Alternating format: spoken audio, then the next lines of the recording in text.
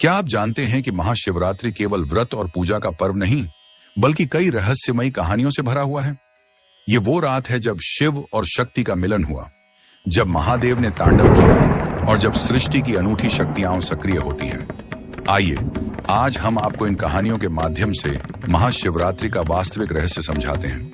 बहुत समय पहले माता सती के योग अग्नि में समाहित होने के बाद शिव गहरे ध्यान में चले गए, लेकिन जब पार्वती ने कठोर तपस्या की तो उनकी भक्ति से प्रसन्न होकर शिव ने उन्हें स्वीकार किया। देवताओं ने भी इस विवाह के लिए शिव को मनाने का प्रयास किया, क्योंकि इससे सृष्टि में संतुलन आना था। और फिर फाल्गुन मास की चतुर्दशी को शिव पार्वती का विवाह संपन्न हुआ। इसलिए यह दिन प्रेम, शक्ति और अटूट भक्ति का प्रतीक है।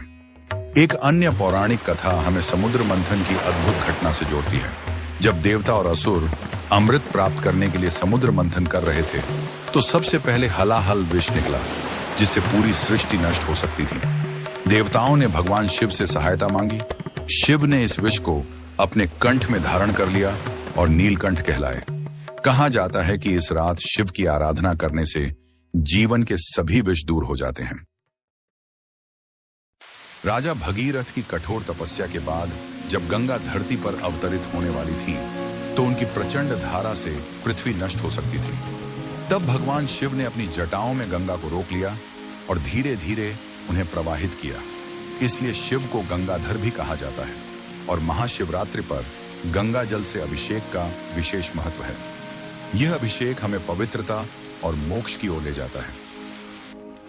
शिव की अनंतता और अपरंपार शक्ति को दर्शाने वाली एक और अद्भुत कथा है।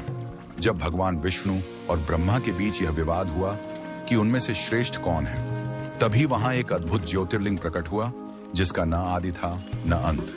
विष्णु जी ने वराह रूप धारण किया और इसकी जड़ तक पहुंचे, लेकिन अंत न मिला। ब्रह्मा जी ऊपर गए, लेकिन उन्हें भी शिखर न मिला।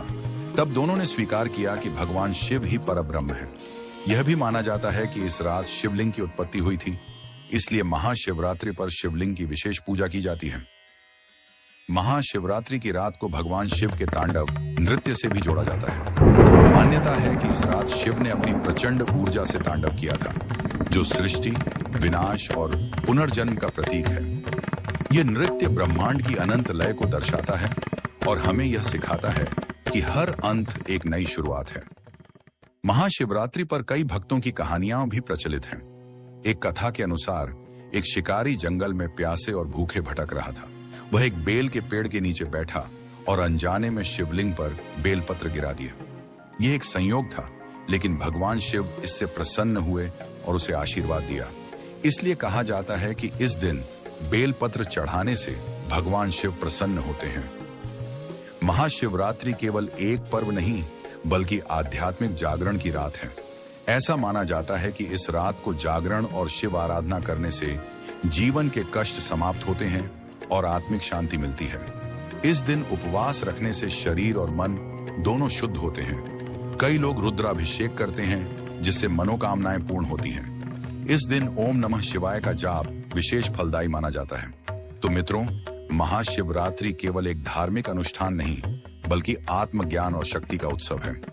ये वो रात है जब महादेव साक्षात हमें अपनी उपस्थिति का एहसास कराते हैं। अगर आपको यह वीडियो पसंद आया हो तो इसे लाइक करें, चैनल को सब्सक्राइब करें और कमेंट में हर हर महादेव लिखकर अपनी भक्ति प्रकट करें। इस वीडियो को सभी भक्तों के साथ शेयर करें, ताकि ज्यादा से ज्यादा लोग भगवान शिव की महिमा को जान सकें। हर हर महादेव।